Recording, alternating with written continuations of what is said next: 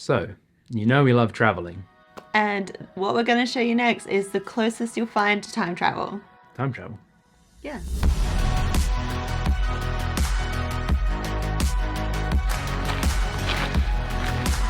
Carvings of penises. This wall at the back, guys, it is. So it's still standing as it was 2,100 years ago. Hello from Pompeii, famous place. I'm so excited about today because I have organised a surprise for Shug. We have a private tour today with an archaeologist who is very experienced, over 15 years experience, done his degree, his master's, his PhD. Yep, he's from Indiana Jones actually. I'm a scientist. He's credentialed, so it's gonna be great to walk through the ruins and actually have someone that knows what they're talking about instead of just saying, wow, look at that. I woke up this morning, I wanna just get away. There's so much that's happening, and these people ain't right for me. I woke up this morning. We're a bit early, so we're gonna have some juice and then go in. That's happening, and these people ain't right for me. So we travel a lot, we've said that already, you've seen some of that. But we don't necessarily like being part of groups, tour groups. And Danny will tell you why. Thanks. I think it's just crowds. I don't really like to be squashed, and sometimes when you're in a big group or somewhere where it's really popular, you haven't really got room to move, and sometimes you can't even really see what the tour guide is telling you about because there's just so many people in the way, or there's always that one person who hijacks and wants to ask a million questions and you can't. That's right, it feels less personal. We just like to be able to be spontaneous too. If we want to go that way, we can go that way. If we want to go that way, we can go that way, as opposed to being structured. And also, we're not a huge fan of people. And this time in particular, it was definitely worth getting a private tour guide. Absolutely. And we went early. So we'll put the details down below in case you want the same one. You're about to see Ricardo. He's a very credentialed young archaeologist. But he was great. He made the day super special.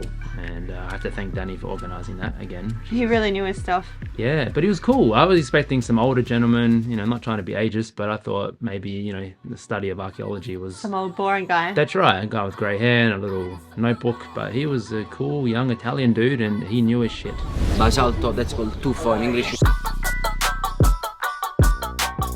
Spell it T-U-F-F, tough. Volcano now, if you will just go over the top, guys, you don't see the magma underneath, but you just see what a lid. So it's basically blocked. So when you got pressure from below, what happens? The top part just blows off. This is why Pompeii was bedded by pumice stones first, because that was the first material that dropped from that cloud. Pumice rocks first, and then due to the winds, the city was bedded up to, let's say, 13 meters of ash. I can't believe that they built this place and it still remains here in such great quality when they built it over 2,000 years ago. So right before we arrived, there was a part which was recently excavated, which means even the frescoes on the wall were still freshly painted. It had been preserved, so you can still see the colour in them. It's fascinating, isn't it, really? How such a tragedy had preserved something that otherwise no one would have ever seen in the present day. Yeah, it's actually harder to fathom. So you can see the layout of the home, the walls are still there, the paint on the walls is still there. It's pretty amazing to imagine. It is, but Ricardo did say that due to the current day sun and the temperature and things like that, it's not going to last long. So we would advise, if you wanted to see that, to go see it as soon as possible. They are still excavating though, so there will be more things that come up, and there is actually a town closer to Mount Vesuvius, Herculaneum, which was where the more wealthy people lived, and that has hardly been excavated at all, but it's because they've already built on top of it. Yeah.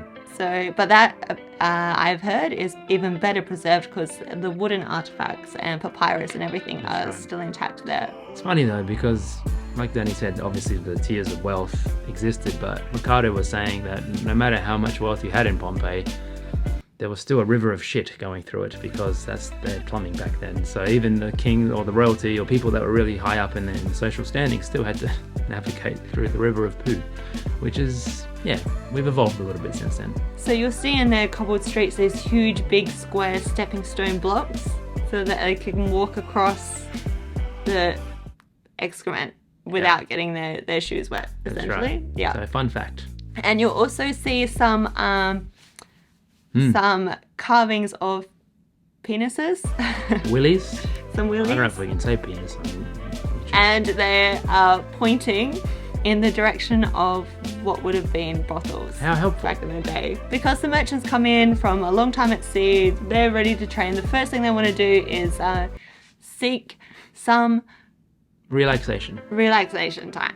They've had a hard voyage and they need a massage or two. Some people know about that, but it's strange to be there and see that's how they would direct those certain types of people that were looking for that. 2,000 years ago. That's right. That's right. Maybe we should get back to it. No. It's a weird thing to say. Terracotta bricks, but I don't know if you can see inside. There are some black dots. It's ash. Oh, really? Yes, so locally made. So in Pompeii, everything that you will see, guys, it's made by the same material that destroyed the city, basically, volcanic ones, right? The city of Pompeii, guys, it lies on a lava rock. This wall at the back, guys, it is.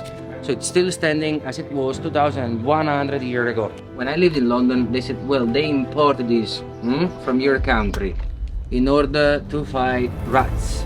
It didn't work out, guys, I can tell you, because in London, I never seen so many rats in my life.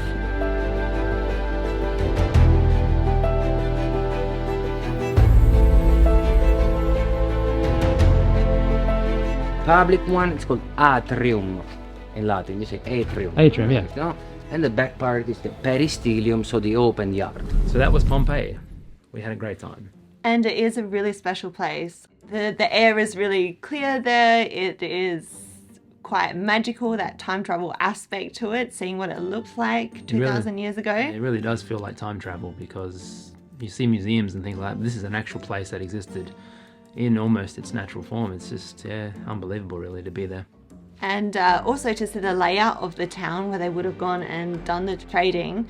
And then you can see Mount Vesuvius still in the background. Obviously they didn't know that it was a volcano back in the day, but they thought it was a mountain. Can you imagine the destruction and the terror when the thing popped off and how people were, like you said, unaware of what was going to happen? And man, it would have been terrifying. Yes, yeah. And it wasn't lava so much that did the damage, it was the ash and all the rubble that fell from this huge part of the mountain exploding and falling on these cities. So. Yeah, it's a natural disaster and it was very sad at the time, but now in the present, people like us and so many people go and visit, so it's silver lining, I suppose. And before that happened, it would have been amazing living there. It just looks it's a beautiful place. And if anyone's wanting to visit, it is located not too far away from Napoli, and it's not too far away from Sorrento as well. So you can definitely do a day trip from either one of those places. That's right. It's a good tip because some people specifically want to go to Pompeii, but you can stay in either of those places and catch a train and revisit history in the present. So if you're like us and you don't really like tour groups, make sure you book a guide, especially a guide like Ricardo. And get in nice and early. Yeah, because it fills up quick and it can be, especially if you go in summer, it's quite hot there. You'll be shuffling in the heat. And there's no shade, if I recall. There wasn't a lot of shade. No, it is bright, so wear a hat and some sunscreen. Good tips. We're becoming a real travel channel.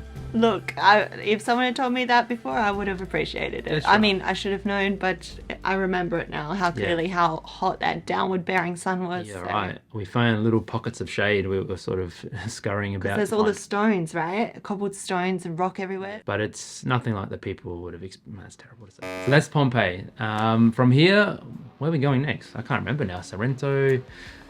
We go to Lecce and we have Raparosa as well, which was my absolute highlight when we were staying at Polignano a Mare. So they're a town just outside of that. Yeah.